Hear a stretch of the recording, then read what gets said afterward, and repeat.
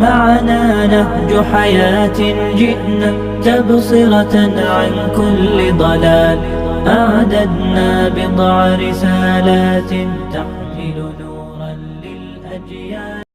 بی علیہ الصلاة والسلام څخه یو څوک سوال کوي چې د اعلی پیغمبره کم اسلام ښه اسلام ده، کم مسلمان ښه مسلمان ده؟ په مسلمانانو کې ښه مسلمان څوک؟ دا یو پوښتنه ده د نبی علیه الصلاة والسلام څخه سوې. نبی علیه الصلاة والسلام جواب ورکړی ده چې من سلم المسلمون من لسانه و یده، هغه سړی ښه مسلمان ده چې نور مسلمانان یې له لاسه هم په امن وي، د ده د لاس له ضرره نه بیریږي، نه دی په لاس چاته ضرر رسوي، او د ژبې له ضرره یې هم خلک په امن وي. د ده له ژبې څوک نه بیریږي چې ما کې به غلطه خبر وکړي، او نه دی په ژبه چاته ضرر رسوي. غیبت و، شکنځاوي و، بهتان و، فحشا و، قذف و، دا کارونه نه. المسلم من سلم المسلمون من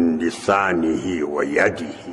نبی علیہ الصلاة والسلام وایي کامل مسلمان، شایسته مسلمان، ښه مسلمان هغه ده چې خلک یې له لاسه په امن وي او خلک یې له ژبې په امن. دلته له خلکو سره رابطه دوه اړخه لري.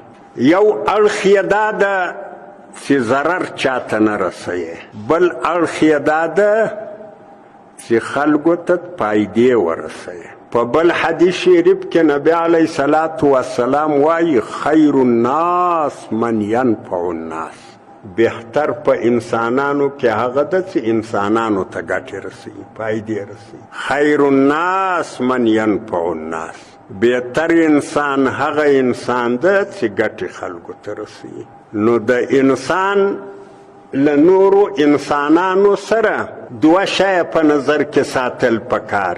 اول دا پکار ده چې چاته په لاس یا په ژبه ضرر ونه رسوي. دویم دا پکار ده چې سړی کوشش وکړي چې یو چاته د ده له لاسه یا له ژبې ګټه رسېده، ګټه ور ورسوي، نو دا بهتر انسان سو.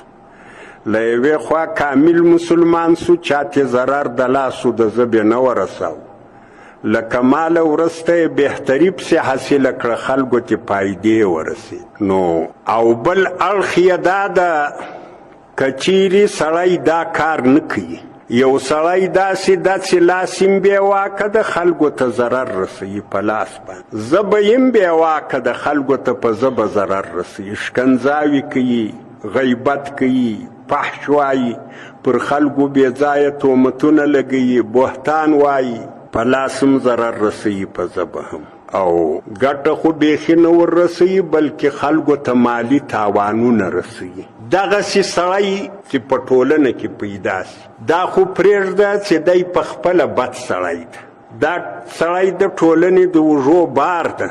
د دې سړي په وجه الله جل جلاله په مځکه کې فساد خپروي، وچکالي راځي، کلونه وچیږي، بارانونه بندیږي، د دغو خلکو د عمل په وجه بد امني راځي، امن ختمیږي، خلک د بیرې په حالت کې ژوند کوي.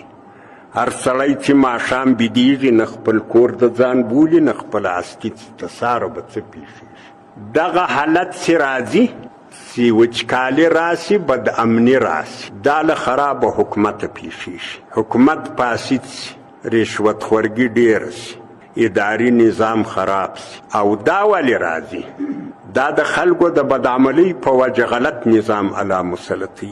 نبی علیه الصلاة والسلام وایي انما عمالکم اعمالکم، پر تاسې مسلط نظام چې د دا ستی خپل عمل ده. که اعمال خراب سي، پردي خیانتونه پیښ سي، زه له تا سره خیانت کوم، ته له ما سره خیانت کوي، زه له تا په امن کې نه یم، ته له ما په امن کې نه یې.